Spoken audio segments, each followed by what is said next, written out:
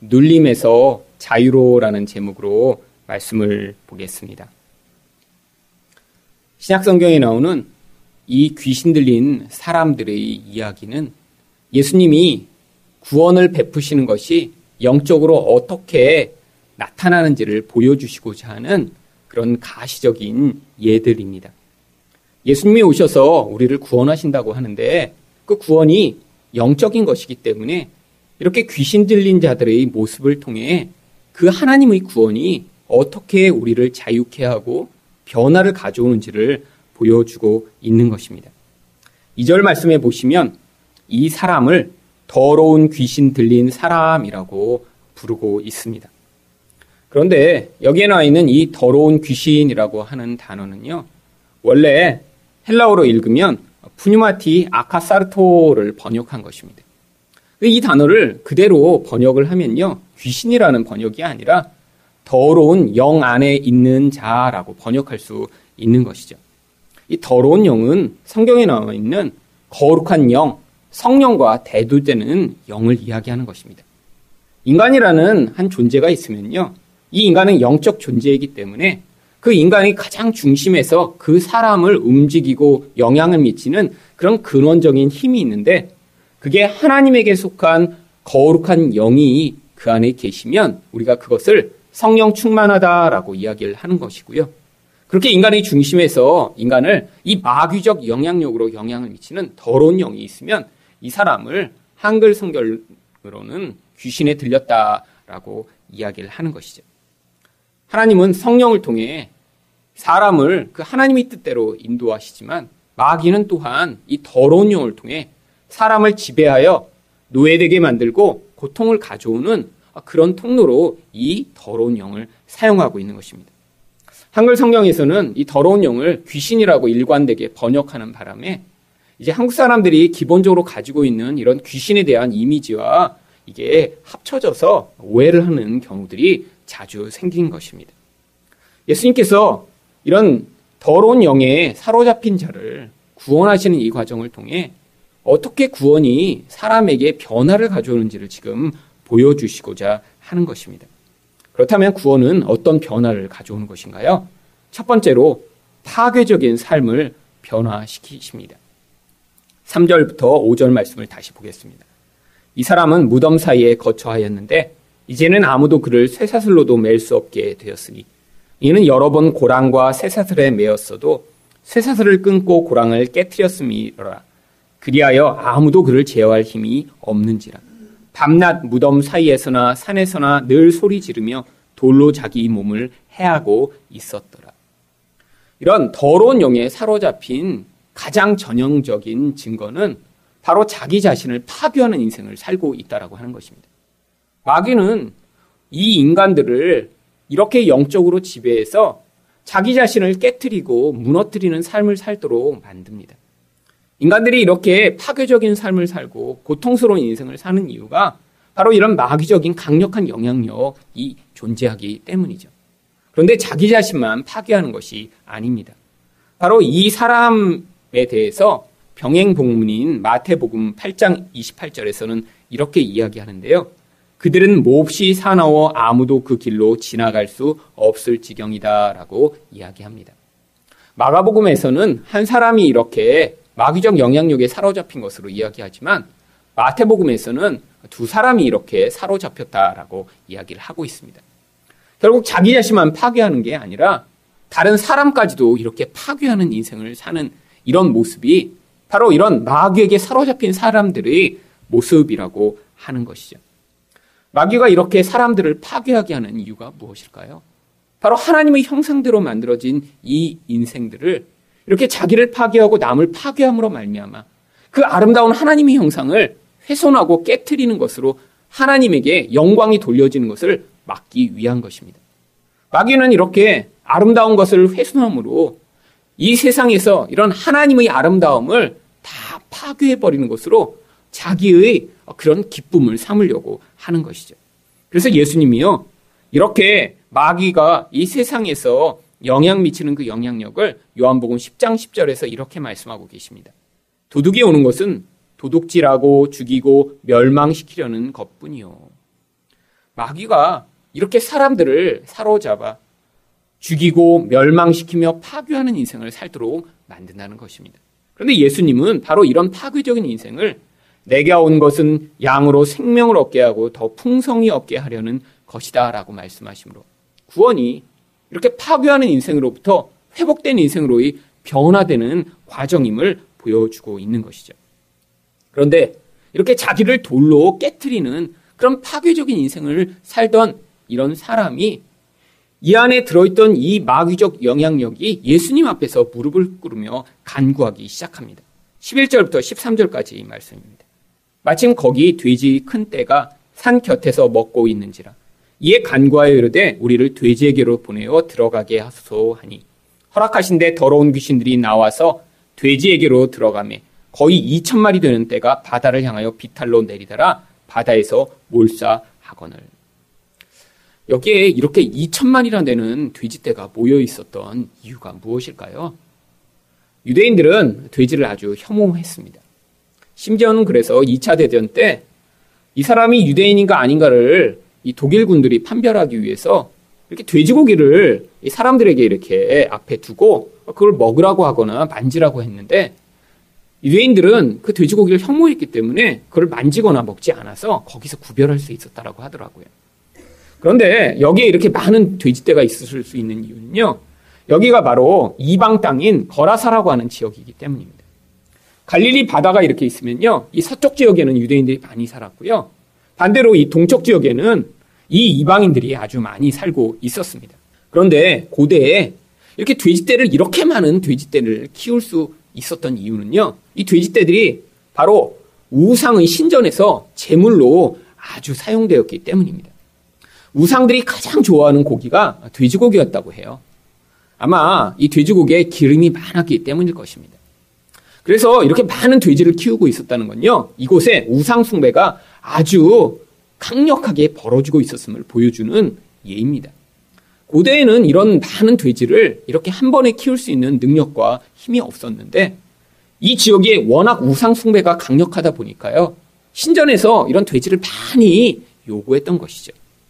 결국 이렇게 돼지가 많은 것을 통해 이 사람들이 우상 숭배를 강력하게 하고 있었음을 보여주는 것입니다. 그런데 왜 여기 있던 이 더러운 영들이 이 돼지떼에 들어가게 해달라고 간구한 것이죠? 첫 번째는 예수님 앞에 이들이 서자 그 예수님이 자기들을 영원한 무적행에 쳐넣을 것을 두려워했기 때문입니다. 그냥 그 상태로 계속 있으면 거기로부터 무적행으로 들어가라 라고 예수님이 명령하시면 이들은 거부할 수 없거든요. 그러니까 당장에 예수님 앞을 떠날 수 있는 그런 도구를 찾은 거예요. 그래서 예수님이 혹시 저 무적행에 가는 대신에 돼지떼에 가는 것을 허락하시면 그렇게 해서 예수님 앞에서 도망치려고요. 그런데 아니 예수님이 돼지떼에 이렇게 들어가겠다고 요청한 이 군대 귀신의 그런 요청을 예수님이 들어주신 것입니다. 근데 왜 이 간구를 들어주신 것일까요? 예수님은 분명히 아셨을 거예요. 이렇게 맨 처음에 돼지떼에 들어갔다가 이 돼지떼를 다 몰살시킨 다음에요. 그 다음에 이 귀신의 떼가 다른 곳으로 도망갈 것을 예수님이 아시지만요. 지금 이 돼지떼에 들어가도록 예수님이 일부러 허락하신 것이죠. 바로 이렇게 마귀적 영향력에 사로잡힌 자들의 운명이 무엇인가를 가시적으로 보여주시고자 한 것입니다. 여러분 생각해 보세요. 2,000마리나 되는 이 돼지떼가 다 전부 달려서 이 갈릴리 바다에 다 뛰어들어 죽어버립니다. 구약에서 이 바다는 무엇이죠? 심판의 자리입니다. 마치 이 돼지떼가 이 바다로 다 뛰어들어 죽는 것은요. 이렇게 귀신에게 사로잡힌 이 인생들이 끝이 무엇인가를 가시적으로 보여줄 수 있기 때문에 예수님이 그것을 허락하신 것입니다. 이 모습을 통해 이런 마귀적 영향력이 얼마나 파괴적인 인생을 살도록 만든지를 또 보여주는 것이죠. 지금 이렇게 더러운 영에 사로잡힌 이 사람들이 아마 그 상태로 계속 있었으면요. 이렇게 바다로 뛰어들어 죽어버린 그 돼지떼처럼 결국 스스로도 파괴하고 남도 파괴하는 그 멸망의 끝이 도달했을 텐데 예수님을 만나자 이들의 인생 가운데 변화가 나타납니다. 여러분, 이 한국 사회가 마치 이 고대의 사회처럼 아주 우상 숭배가 강력한 그런 땅이 되었습니다. 무엇을 보면 알 수 있죠? 우상이 눈에 보이는 이런 우상의 그런 모양들을 만들어 놓고 거기에 절한다고 우상 숭배가 강력한 것인가요? 아니 옛날보다 절이 더 많아졌나요? 그래서 산마다 옛날처럼 이렇게 큰 부처님을 세우고 거기 지금 절하고 있으니까 한국이 우상 숭배를 강력하게 하고 있는 것인가요? 아닙니다. 그런 것은 오히려 사라졌지만요. 사람들이 마음이 돈에 대한 의존, 성공에 대한 의존이 더 옛날보다 커져 있는 이런 시대가요. 지금 우상 숭배가 강력하게 벌어지고 있는 그런 상황인 것입니다. 이런 사람들이 그런 돈에 대한 의존과 성공에 대한 의존과 그런 자기 자신을 유명하게 만들고 아름답게 만들고자 하는 열망이 강력해지면서 그 결과로 나타난 것이요. 바로 이런 마귀적인 영향력이 이 한국 사회를 이전보다 더 강력하게 지배하고 영향을 미치게 되었다는 것이죠. 무엇을 통해 알 수 있나요? 그런 돈에 대한 열망이 강력하지 않았던 옛날에는 자살한 사람이 그렇게 많지가 않았습니다. 1970년대만 하더라도요. 한국에서 자살한 사람은 아주 소수에 불과했죠. 그런데 지금은요. 매일매일 하루에도 40명 정도가 되는 사람이 스스로의 목숨을 끊습니다. 그런데 이 40명보다 더 무서운 것은요. 매일 자살을 시도하는 사람은 그것보다 5배 내지 10배 정도 된다는 거예요. 지금 매일 죽는 사람이 40명이면요. 지금 죽으려고 오늘도 목을 매달았거나 아니면 자기 손목을 긋는 이런 시도를 했거나 약을 먹은 사람이 하루에도 400명, 500명씩 된다는 것입니다. 이건 아주 무서운 일이죠. 그리고요. 유명하고 사람들에게 영향력 있는 한 사람이 죽으면요. 그 한 사람 때문에 사람들이 너무 많이 영향을 받아서 유명인 한 사람이 자살을 하면 그것 때문에 따라 죽는 사람이 700명 정도가 된다고 합니다. 그 대표적인 사건이 바로 2008년과 2009년에 있었습니다. 2008년에는 최진실이라고 하는 탤런트가 자살을 했죠. 2009년에는 노무현 전 대통령이 자살을 했습니다. 그런데 이 두 사람이 자살을 했던 바로 그 무렵에 이들을 따라서 죽었던 사람이 700명 이상 되었다라고 통계적으로 사람들이 이야기를 하는 것입니다. 이렇게 한국 사회가 이전보다 훨씬 더 잘 살게 됐고 훨씬 더 좋은 집에 살게 됐고요. 지금은 하루 세끼를 굶는 사람이 없는 풍요로운 사회가 됐다고 하는데 이렇게 많은 사람들이 매일 죽음을 생각하고 실제로 자살을 하는 것을 보면 얼마나 이 한국 사회 가운데 마귀적 영향력이 강력하게 미치고 있는지를 우리가 알 수 있는 것입니다. 그런데 이렇게 마귀에게 강력하게 매여있던 이 사람이 예수님을 만나 어떤 인생으로 변화되나요? 20절 말씀입니다. 그가 가서 예수께서 자기에게 어떻게 큰 일을 행하셨는지를 데가볼리에 전파하니 모든 사람이 놀랍게 여기더라. 이전에는 자기를 파괴하던 자예요. 남을 파괴하던 인생이에요. 이런 인생이 세상에 있으면 모든 사람들이 고통스럽겠죠. 그런데 이제는 사람들에게 복음을 전하는 이런 유용한 인생으로 변화됩니다. 이게 예수 그리스도가 가져오는 그런 변화라는 것입니다. 지금도 이 세상에 마귀의 영향력이 강력하게 미치고 있습니다. 많은 사람들이 이런 마귀적 영향력에 따라 이런 우상 숭배에서 벗어나지 못하고 있습니다. 그런데 그렇게 우상을 섬기며 더러운 영의 영향력을 받는 사람들이 인생의 끝이 어떻다는 거예요? 이렇게 돼지떼가 바다에 뛰어들어 몰살당하듯이 결국엔 그런 죽음과 영원한 멸망이 기다리고 있다는 것입니다. 바로 이렇게 죽음을 기다리고 있는 인생 가운데 유일한 답은 예수 그리스도를 만나 그분을 통해 이런 더러운 영의 지배로부터 거룩한 영인 성령의 인도하심과 지배를 받는 인생으로 변화될 때만 이런 파괴적인 인생으로부터 다른 사람을 세우고 회복하는 그런 유용한 인생으로 변화될 수 있음을 오늘 본문이 보여주고 있는 것입니다. 두 번째로 구원은 어떤 변화를 가져오나요? 소외된 삶을 변화시킵니다. 3절 말씀을 보겠습니다. 그 사람은 무덤 사이에 거처하였는데 이제는 아무도 그를 쇠사슬로도 맬 수 없게 되었으니. 아니 이 사람이 왜 무덤에 살고 있는 것일까요? 바로 이 무덤이 사람들이 가장 거기에 함께 하지 않을 수 있는 그런 소외된 장소이기 때문입니다. 아마 사람들이 이렇게 동네에서 하도 말썽을 피우니까요. 이 사람들을 쇠사슬로 묶어서 그 무덤에다가 아마 놓은 것 같습니다. 그리고 이들은요, 또 이렇게 거기에 있는 것이 자기들에게 맞다고 생각해서 거기를 벗어나지 않고 있었던 것이죠. 그런데 이 무덤은 어떤 장소인가요? 바로 죽은 자들이 있어야 할 장소입니다. 이들이 인생이요, 이렇게 마귀에게 사로잡히니까요, 살아는 있지만 죽은 자와 방불한 인생을 살고 있음을 지금 보여주는 것이죠. 여러분, 이렇게 마귀적 영향력이 강력해지면요, 사람들과 함께 할 수가 없습니다. 아니, 물리적으로는 함께 할 수 있지만요, 함께 있으면서도 외롭고, 함께 있으면서도 싸우고, 함께 있으면서도 고통하는 인생을 살게 되는 것입니다. 이 시대가 점점 그렇게 변화되고 있지 않나요? 옛날에는요, 그래도 동네에서 사람들이 서로 챙겨줬습니다. 문제가 있으면 서로 도와줬고요, 서로 같이 그렇게 살아가는 그런 사회였는데, 이제는 아파트 옆집에 누가 사는지, 무슨 문제가 생기는지도 알지 못하는 그런 세상이 됐습니다. 마귀가 점점 이 세상을요, 개인주의화되게 만드는 거예요. 나만 잘 먹고 잘 살면 된다라고 가르치고 있는 거예요. 나의 쾌락을 위해서는 남을 파괴해도 된다고, 그런 마음을 모든 사람들이 마음 가운데 지금 심어주고 있는 것입니다. 여러분, 이런 상황이 앞으로 지속되면 무슨 결과가 나타날까요? 사람은 원래 다른 사람과 함께 살도록 되어 있는 존재예요. 그런데 결혼을 해도요, 이젠 자기와 마음이 맞지 않으면 그 마음을 맞추어가고 하나 되는 그런 노력을 하지 않고 쉽게 포기해버립니다. 젊은 사람들은 그래서요, 마음이 맞지 않고 서로 불편하다고 하면요, 쉽게 이혼해버립니다.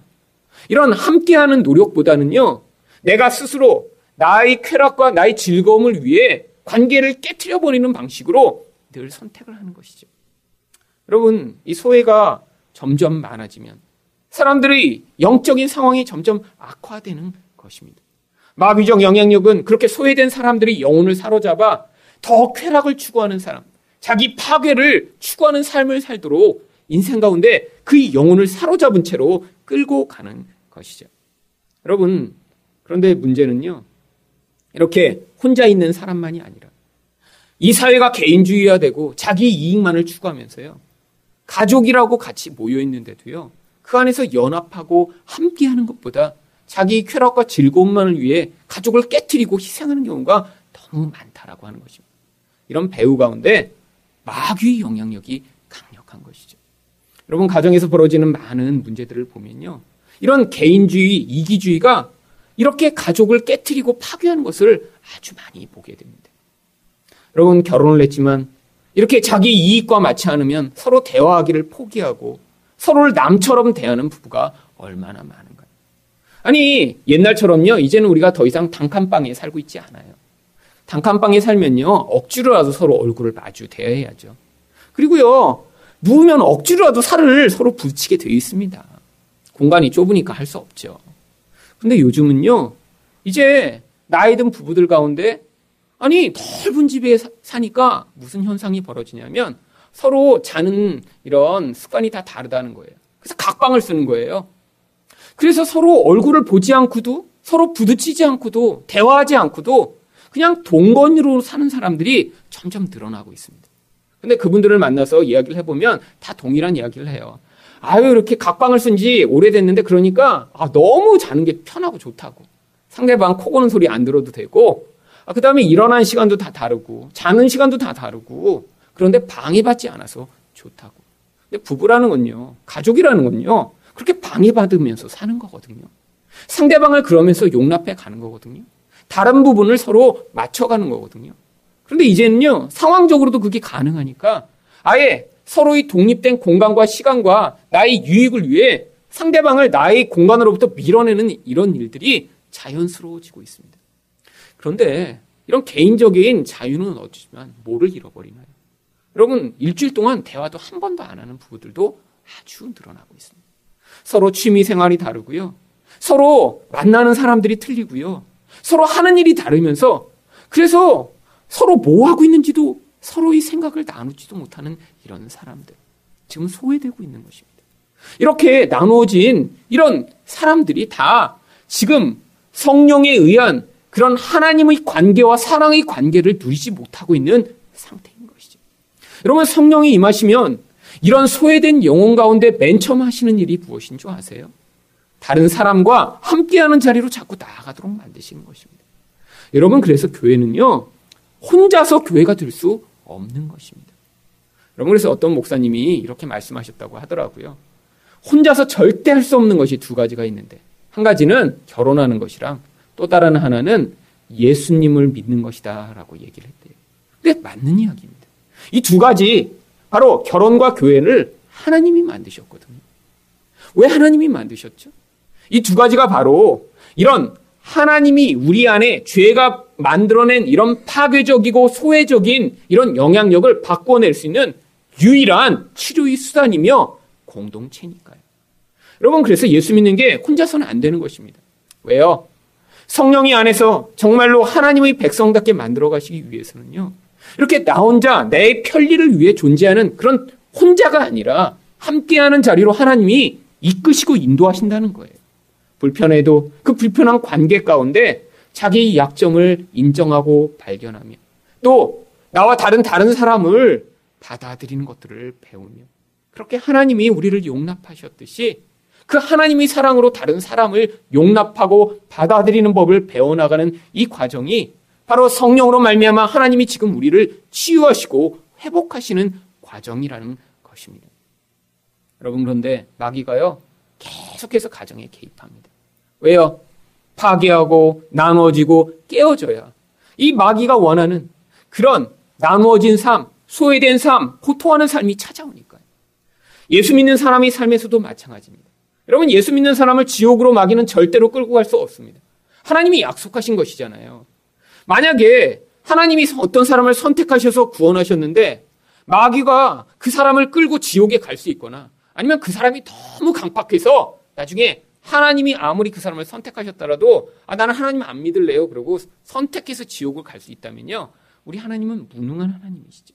그러니까요, 내가 결정하거나 마귀가 아무리 개입을 해도요, 천국에 갈 사람이 지옥에 갈 수는 없습니다. 하지만 이런 경우는 가능합니다. 천국에 갈 사람이요, 이 땅에서 마귀의 지배를 받으며 지옥처럼 살기는 만들 수 있죠. 왜요? 자기 불순종과 이런 죄악에 계속 매여 있으며 그 죄를 회개하지 아니하고 끊임없이 교만하고 강팍하게 반응한다면 결국 그것을 통해 깨어지고 나누어지고 고통하며 결국 자기 삶 자체가 지옥인 것처럼 이 땅에서 살게 되겠죠. 하지만 이런 사람도요, 하나님이 구원하셨다면 반드시 이렇게 산 내 인생이 정말 지옥이구나. 그러니 하나님, 이런 지옥이 영원히 계속되지 않도록 나의 인생 가운데 예수 그리스도를 보내주시옵소서라는 그런 간구로 이끌어내시겠지만 얼마나 불쌍한 인생인가요? 하나님이 그래서 우리 가운데 이렇게 어떤 상황과 문제들을 통해 누군가의 관계를 깨트리는 일, 누군가와 이렇게 관계가 무너지는 일, 파괴하는 일, 소외되는 일이 벌어진다면 그런 상황 가운데 하나님의 뜻을 분별하며 하나님 성령으로 말미암아 하나 되게 하시고 연합하게 하시고 사랑하는 일을 내 안에서 만들어 내시옵소서라도 기도하셔야 될 것입니다. 그런데 이런 영향력이요, 쉽게 약하게 오지 않는다는 것입니다. 그래서 9절에 보시면 이 귀신의 영향력들이 스스로의 정체를 이렇게 밝힙니다. 이에 물으시되 내 이름이 무엇이냐? 이르되 내 이름은 군대니 우리가 많음이니이다. 이 군대라고 하는 단어는 라틴어로 레기온이라고 하는 단어를 번역한 것입니다. 원래 로마 군대는 아주 조직이 잘 된 군대였습니다. 그래서 이렇게 그냥 자기 마음대로 군대가 움직이는 게 아니라요, 이 군대가 10명이 모이면 그 중에 지도자인 10부장이 세워지고, 이 또 10부장들이 또 100명, 이렇게 10명쯤 모여서 100명의 군대가 되면 거기 100부장이 세워지고, 또 이런 100부장이 또 10명이 모여서 1000명이 되면 거기 1000부장이 세워지고, 또 이렇게 1000부장들이 5명 내지 6명이 모이면 그들을 레기온이라고 하는 한 군단으로 편성을 했습니다. 이 5,000명에서 6,000명 되는 이 군단 하나는요, 아주 강력한 영향력을 미치는 그런 영향력이었어요. 그래서요, 얼마나 이들이 힘이 강력했냐면 사실 5,000명, 6,000명 고대의 전쟁할 때는 아주 큰 단위는 아니거든요. 하지만 이런 체계가 잘 갖추어진 로마 군대 5,000명, 6,000명은요, 엄청난 영향력이 있었다고 합니다. 그래서 이 팔레스타인 전역을 다스리는 군단이 3개 군단밖에 없었습니다. 그러니까 15,000명으로 이 팔레스타인이라고 하는 그 넓은 지역을 다 다스린 거예요. 그러니까 여기서 이 군대다라고 얘기한 이 영향력이 얼마나 강력한 것인가를 보여주는 거죠. 아마 5천 내지 6천, 물론 그런 숫자가 들어있는 게 아니죠. 그만큼 강력하다라는 걸 보여주는 것입니다. 여러분, 왜 예수님이 그들의 정체를 밝히도록 하신 것이죠? 우리가 싸워야 할 싸움이요, 얼마나 치열하고 얼마나 강력한 세력과 맞부딪힐 것인가를 보여주시기 위한 것입니다. 여러분, 이렇게 소외되어 있고 이렇게 나눠져 있고 그래서 무덤에서 죽은 자처럼 살던 인생이 예수님을 만났더니요, 어떻게 변화되죠? 19절 말씀입니다. 허락하지 아니하시고 그에게 이르시되 집으로 돌아가 주께서 내게 어떻게 큰 일을 행하사 너를 불쌍히 여기신 것을 내 가족에게 알리라 하시니. 가족에게 돌아가라고 예수님이 말씀하십니다. 그런데 처음에 보면 허락하지 아니하셨어요. 뭘 허락하지 않으셨냐면요, 이 사람이 너무 감동되고 또 그 예수님의 능력이 너무 좋아서 예수님을 따라가 제자가 되게 해달라고 요청했거든요. 그랬더니 예수님이요, 먼저 중요한 일이 있다라고 하신 것입니다. 무엇이 중요하죠? 가족과 연합하고 회복하는 일이 먼저 중요하다라고 하신 것입니다. 여러분, 이 가족은 얼마나 큰 고통을 받았을까요? 자기 자녀가, 아니 자기 남편이 이렇게 마귀에게 사로잡혀 미친 사람처럼 살아가게 된 그 가족의 상처와 아픔 얼마나 컸을까요? 예수님은 먼저 그 사람이요, 이런 가족 가운데 깨어진 것들을 회복한 이후에 그렇게 하나님 나라를 위해 쓰임 받도록 하신 것입니다. 마지막으로 구원은 어떤 변화를 가져오나요? 내적 고통을 변화시킵니다. 5절 말씀입니다. 밤낮 무덤 사이에서나 산에서나 늘 소리 지르며 돌로 자기 몸을 해하고 있었더라. 여러분, 왜 이 사람이 이렇게 소리를 지른 것일까요? 바로 마귀에게 사로잡혀 있지만요, 자기 인격이 다 사라진 것은 아니기 때문입니다. 여러분, 이렇게 마귀에게 사로잡힌 자가 자기는 로봇처럼 변하는 게 아니죠. 자기 인격이 다 깨어지고요, 자기는 아무 의식이 없는 이런 상태는요, 마귀에게 사로잡혔기보다는요, 정신적으로 완전히 병이 든 것입니다. 그래서 자기 인격이 없는 상태예요. 그런데 이렇게 귀신 들림이라고 하는 이런 상태, 아니 이 귀신 들림이 이 사람처럼 이렇게 현저하게 나타날 수도 있지만요, 그 안에서 중독적인 경향성으로 파괴적인 영향력으로 자기 자신은 멀쩡하다고 생각하고 살고 있는데 그 안에서 이렇게 영향을 미치는 경우가 많이 있습니다. 여러분, 이런 마귀적인 영향력이요, 지금은요 눈에 보이지 않는 형태로 더 많이 나타나고 있습니다. 왜죠? 사람들이 더 이상 이런 귀신의 존재, 더러운 영의 존재를 믿지 않기 때문이죠. 그래서 지금은 사람들을 어떤 방식으로 이렇게 더러운 영에 사로잡히도록 만드나요? 세상이 많은 것들에 중독되게 만드는, 스스로 힘으로 거기서 벗어날 수가 없어요. 사람들은요, 나쁜 것에 중독된 것을 보면서 어떻게 저렇게 나쁜 거에 중독돼 있지? 어떻게 이렇게 도박을 하지? 어떻게 이렇게 술을 못 끊지? 라고 이야기하지만요, 세상에 있는 많은 사람들이요, 그렇게 나쁜 것이 아닌 것에 중독된 사람들이 너무 많이 있습니다. 어떤 사람들은 일에 중독돼 있어요. 우리는 이렇게 일에 중독된 사람들을 보면서 야, 굉장히 능력이 많다라고 그렇게 평가하는 경우가 많이 있습니다. 세상에는 돈에 중독된 사람이 너무 많아요. 우리는 그들을 보면서 뭐라고 부릅니까? 부자 혹은 건물주라고 부르죠. 그리고 많은 사람들이 부러워하고 있습니다. 그 사람들은 세상의 돈의 흐름을 다 읽어요. 그리고 돈이 될 만한 곳에만 투자를 합니다. 그래서 결국 더 부자가 돼요. 그런데 중독돼 있는 것이죠. 거기서 벗어나지 못합니다. 그 돈으로 말미암는 쾌락 혹은 그 돈으로 말미암는 그 안정감을 누리기 위해 죽을 때까지 그 돈을 움켜쥐고 돈이 시키는 대로 인생을 살아가는 그런 인생. 여러분, 많은 사람들이 세상에 이렇게 사람들이 볼 때 좋아 보이는 것에 중독돼요. 결국 내면 안에서는요, 고통하고 비명을 지르고 있는데 자기 비명을 잠잠케 만들기 위해 많은 사람들이요, 어떤 삶을 선택하죠? 쾌락을 선택합니다. 그래서요, 돈을 많이 벌어. 하지만 여전히 내 내면이 공허한 사람들이요, 더 큰 쾌락을 찾아 정말로 보통 사람들은 꿈꾸지 않는 그런 쾌락의 선택들을 계속하죠. 사람들이 비명을 지르고 있어요. 근데 그 내적 고통의 소리를 외면하기 위해 텔레비를 켜놓고 스마트폰에 중독되고 더 쾌락과 더 즐거움을 찾는 일을 위해 몸부림치며 살아가는 이 세상의 많은 사람들.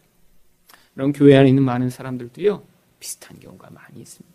여러분, 그런데 쾌락이라는 것은요, 더 강력한 자극을 요구해요. 여러분, 일시적입니다. 그러니까요, 이렇게 쾌락에 매여 있는 사람들, 하나님으로 말미암아 진정한 기쁨과 내적 풍요를 맛보지 못한 사람은요, 이렇게 고민하며 고통하는 음성을 잠재우기 위해 더 강력한 쾌락을 찾아 인생을 낭비하고 허비하는 인생을 살게 되죠. 그러면 하나님 백성 가운데도요, 하나님이요, 그런 내적 경향성과 죄에 매여 있는 상태를 오래 방치해 두시는 경우가 있습니다. 왜죠? 왜 하나님이 바로 구원해 주시지 않는 것인가? 여러분, 많은 사람들이요, 예수님이 왜 빨리 나를 이렇게 구원하지 않지? 내가 이렇게 지금 문제가 있는데 왜 나를 갑자기 변화시키지 않지? 라고 생각하지만요, 그럼 하나님이 지금 우리를 구원하시는 이 과정은요, 마치 아담 때처럼 그냥 이 죄가 얼마나 강력한지 스스로 깨닫고 고백하여, 예수님, 정말 이 죄가 너무 힘듭니다. 이 죄가 너무 고통스럽습니다. 이 죄에서 스스로는 도대체 구원을 받을 수 없습니다라는 그런 자발적이고 하나님을 향한 자율적인 반응을 하는 자를 만들어내고자 하시는 거예요. 때로는 그래서 어떤 사람들에게 하나님이 이런 고통의 과정을 10년, 20년 허락하심으로 그들이 하나님 정말 안 되겠네요, 정말 예수님이 아니면 소용이 없겠네요 라는 그 고백을 이끌어내심으로 그들이 이렇게 예수님에게 돌이킬 그 죄의 무서운 영향력을 경험토록 하시는 것이죠. 여러분, 이렇게 죄에 매여 고통하고 소리 지르며 살던 이 사람이 20절에는 어떻게 변화됐나요? 그가 가서 예수께서 자기에게 어떻게 큰일을 행하셨는지를 데가볼리에 전파하니. 여러분, 내적 고통으로 소리 지르던 이 사람이 이렇게 예수를 전파하는 사람으로 변화된 이것이 바로 예수님을 통해 얻게 된 구원의 놀라운 변화라고 하는 것입니다. 여러분, 지금도 이 동일한 일이 일어나고 있습니다. 물론 이것이요, 이런 사람처럼 하루아침에 변하지는 않죠. 우리 인생 가운데 하지만 그 예수님으로 말미암는 그 성령의 영향력이 우리 인생 가운데 미치기 시작하면요, 이렇게 늘 자기를 파괴하고 남을 파괴하던 인생이 이제 다른 사람을 세워주는 자로 변화하고요, 이제 혼자밖에 알지 못해 고립된 인생을 살던 인생으로부터 다른 사람과 함께하며 사랑하는 삶으로 변화되고, 내면에서 고통하며 울부짖던 그런 인생이 이제 하나님을 찬양하고 예수를 전파하는 인생으로 변화되는 것입니다. 예수 그리스도의 그 놀라운 능력으로 이런 변화된 인생을 사시는 여러분이 되시기를 예수 그리스도 이름으로 축원드립니다.